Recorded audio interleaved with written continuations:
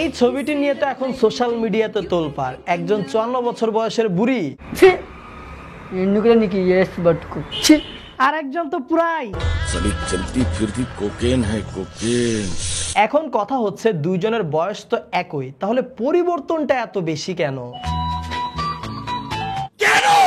মেয়েদের উচিত জয়া আহসান আপার মতো নিজের যত্ন নেয়া, সৌন্দর্য ধরে রাখা। আহা, তার তো দেখছি বয়সই বাড়ছে না।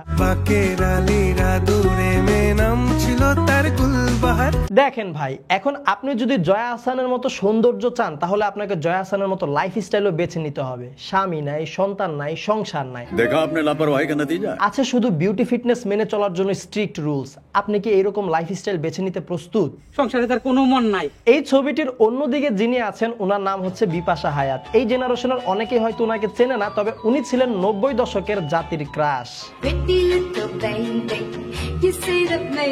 জয়া আহসানের সৌন্দর্য নিয়ে যাদের মাতামাতি, তারা আজ থেকে 22 বছর আগে 2003 সালের জয়া আহসানকে দেখেন। প্রচুর কাজ করে এখন আমি কিছুটা ক্লান্ত। কি রে ভাই, 22 বছরে তো বয়স 1 বছরও বাড়লো না। এখন তো দেখতেছি আগের থেকে আরো বেশি জোয়ান লাগতেছে। 22 বছর আগের জয়া আহসানকে তো দেখলেন, এবার আজ থেকে 30 বছর আগের 1995 সালের বিপাশা হায়াতকে একটু দেখেন। এই মেয়েটাকে আমায় বিয়ে করতেই হবে। বিপাশা হায়াত 1999 সালে বিয়ে করেছেন, তার 2টা সন্তান হয়েছে এবং উনি সংসার সামলাতে যে মিডিয়ার কাজ কমায়া দিছে। বলা যায় স্বাভাবিকভাবে উনি সংসারে মনোযোগ দেয়, প্রকৃতির নিয়মে ওনার যে বয়প্রাপ্ত হওয়া, উনি ওইটা মেনে নিছেন। হ্যাঁ, ওই চোখটাই তো আসল। অন্যদিকে আমাদের জয়া আপার সংসার সামলাইতে কোনো সময় নষ্ট হয় না। উনি ওনার পুরাটা সময় তার রূপচর্চা আর ফিটনেসে দিতে পারেন। জিমের মধ্যে তার চর্চা দেখা যায় প্রতিনিয়ত। তাই এই দুইজনের ছবি পাশাপাশি দিয়ে কম্পেয়ার করাটা বোকামি ছাড়া আর কিছুই না। আমাদের জয়া আপা ক্যারিয়ারে সফল হলেও বিপাশা হায়াত কিন্তু জীবনে সফল। হ্যাঁ, সত্যি। অন্যদিকে অভিনয়ের দিক দিয়েও কিন্তু বিপাশা হায়াত জয়া আহসান থেকে কয়েক গুণ এগিয়ে ছিল। তার অভিনয় ছিল একদমই ন্যাচারাল, খুবই সাবলীল আর প্রাণবন্ত। আপনাকে তো অনেকবার বলেছি আপনাকে ভালোবাসি। আর জয়া আহসান তো নিজেরই নিজে রোস্ট করেন। ওর কোনো গলা আছে, ডায়লগ ডেলিভারি দিতে পারে।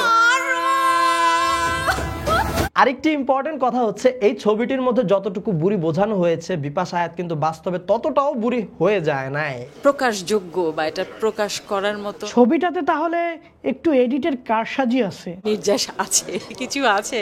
এই ছবিটার মধ্যে চুলগুলা যতটা পাকা বা যে পরিমাণে সাদা দেখা যাচ্ছে, বাস্তবে কিন্তু এতটাও সাদা আর পাকে নাই। ঠিক বলেছো। আরেকটি বিষয় কি, হরমোনাল গ্রোথের কারণে কারো কিন্তু 20 বছর বয়সে মাথার চুল সব পেকে সাদা হয়ে যায়, আবার কারো 50 বছর বয়সে মাথার চুল পাকে না। আসেন আমরা এআই দিয়ে বিপাশা হায়াতের চুলটা একটু কালো করে দেখি কেমন লাগে।